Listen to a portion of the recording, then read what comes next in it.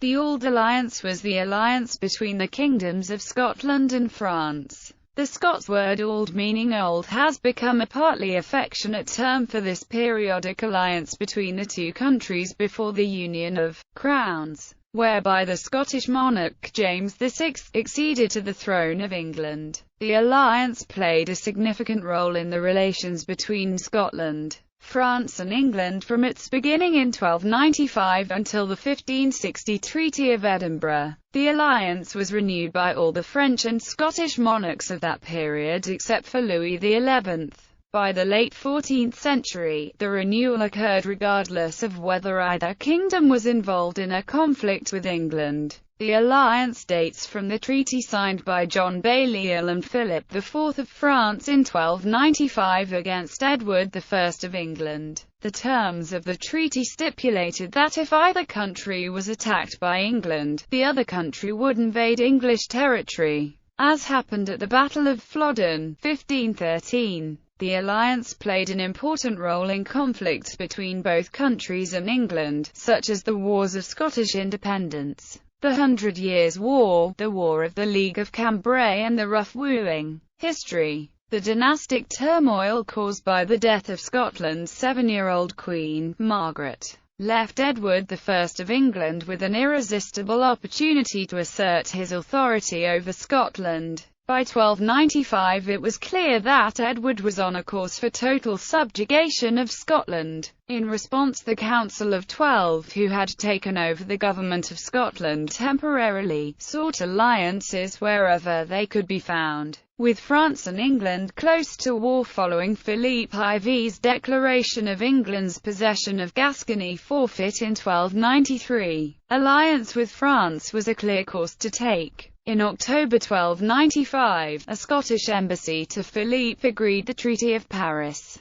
As with all subsequent renewals of what became the Auld Alliance, the treaty slightly favoured France more than Scotland. The French were required to do no more than continue their struggle against the English in Gascony. However, the cost of any outright war between Scotland and England was to be borne entirely by the Scots. Nevertheless, Scotland, as remote and impoverished as it was now aligned to a major European power. Even if more symbolic than actual, the benefits of the alliance mattered greatly to Scotland. In the short term, however, the treaty proved to have no protection against Edward, whose swift and devastating invasion of Scotland in 1296 all but eradicated its independence. Furthermore, the cessation of hostilities between England and France in 1299, followed by the Treaty of Perpetual Peace and Friendship, allowed Edward to devote all of his attention and forces to attacking the Scots. Scotland, in the end, owed its eventual survival to the military acumen and inspiration of Robert the Bruce and the mistakes of Edward II rather than its Auld Alliance with France. In 1326, Robert the Bruce renewed the alliance, with the Treaty of Corbeil.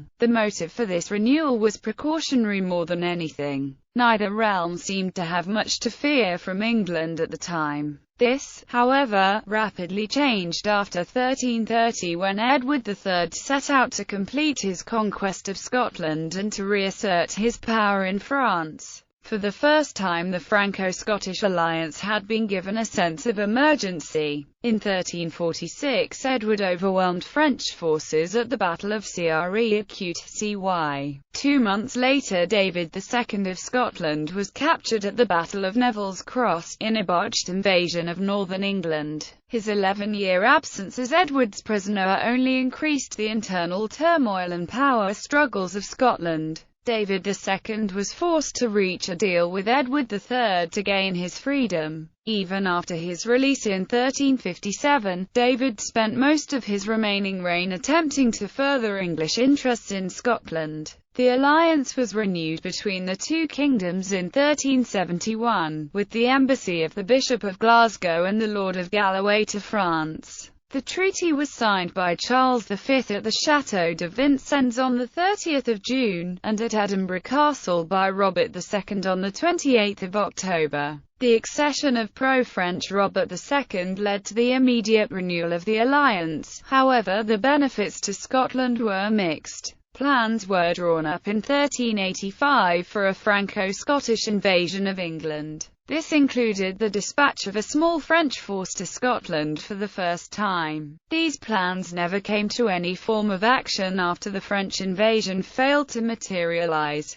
The deteriorating relations between France and Scotland were summed up by the French chronicler Jean Froissart, who wished the King of France would make a truce with the English for 2 or 3 years and then march to Scotland and utterly destroy it.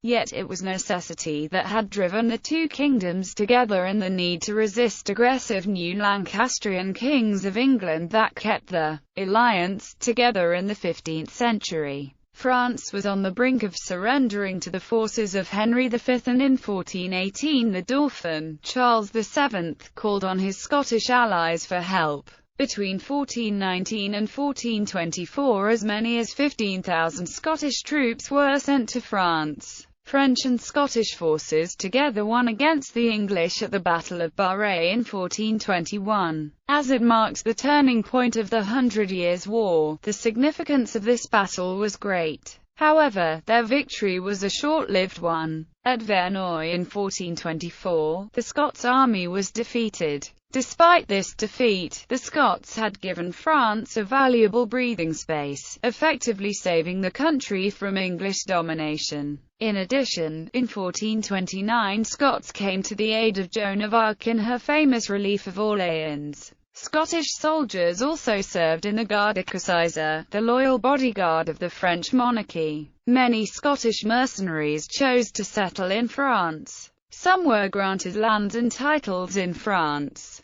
In the 15th and 16th centuries, they became naturalized French subjects. Through the rest of the 15th century the alliance was formally renewed 4 times. The eventual victory of France in the Hundred Years' War, combined with the turmoil in England following the War of the Roses, meant that the English threat was greatly reduced, thus rendering the alliance almost obsolete. The marriage in 1502 of Henry VIII's sister Margaret to James IV of Scotland appears to have finally ended the Franco-Scottish alliance for good. It underwent a dramatic revival in 1512 when it was formally reviewed. Both soon petered out, but Scotland still suffered badly following the death of James IV and most of his nobles at Flodden in 1513. Periodic Anglo-French and Anglo-Scottish conflict throughout the 15th century continued, but the certainties that had driven the Auld Alliance were disappearing. As Protestantism gained ground in Scotland, opinion grew there that favoured closer links with England than with France. In 1558 the alliance between the two kingdoms was finally revived with the marriage of Mary, Queen of Scots, to the future Francis II of France, but only until 1560. Yet with her exile in 1568 to England, Scotland was transformed by its new King James VI,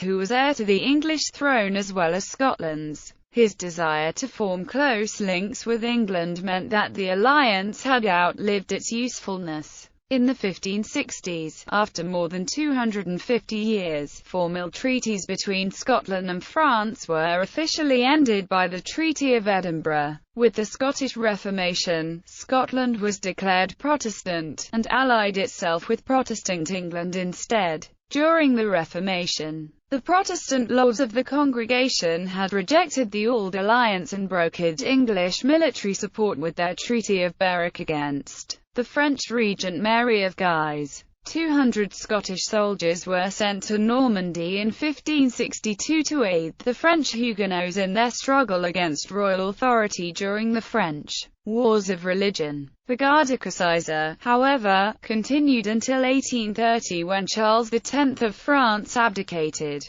Wider influence. Although principally a military and diplomatic agreement, the alliance also extended into the lives of the Scottish population in a number of ways, including architecture, law, the Scots language and cuisine, due in part to Scottish soldiery within the French army. Part of the influence on law was due to Scots often going to French universities, something which continued up until the Napoleonic Wars. Other intellectual influences from France continued into the 18th century as well. Examples of architectural influence include two Scottish castles built with French castle building in mind, Bothwell and Kildrummy. At the height of the Alliance, French was widely spoken in Scotland, and French still has an influence on the Scots language. Despite all these exchanges of culture, Scottish historian J.B. Black said of the Alliance, "The Scots' love for their old ally had never been a positive sentiment nourished by community of culture, but an artificially created affection, based on the negative basis of hatred of England, and merely for the benefits brought by the philosophical theory that the enemy of my enemy is my friend." Legacy. Until 1903, any Scottish person living in France could receive French nationality automatically. In a speech which he delivered in Edinburgh in June 1942, Charles de Gaulle described the alliance between Scotland and France as the oldest alliance in the world. He also declared that, in every combat where for 5 centuries the destiny of France was at stake, there were always men of Scotland to fight side by side with men of France. And what Frenchmen feel is that no people has ever been more generous than yours with its friendship. In 1995, celebrations were held in both countries for the 700th anniversary of the beginning of the alliance. In 2011, British historian Dr. Siobhan Talbot published the result of her research on this matter and concluded accordingly that the Auld Alliance is actually unrevoked after all.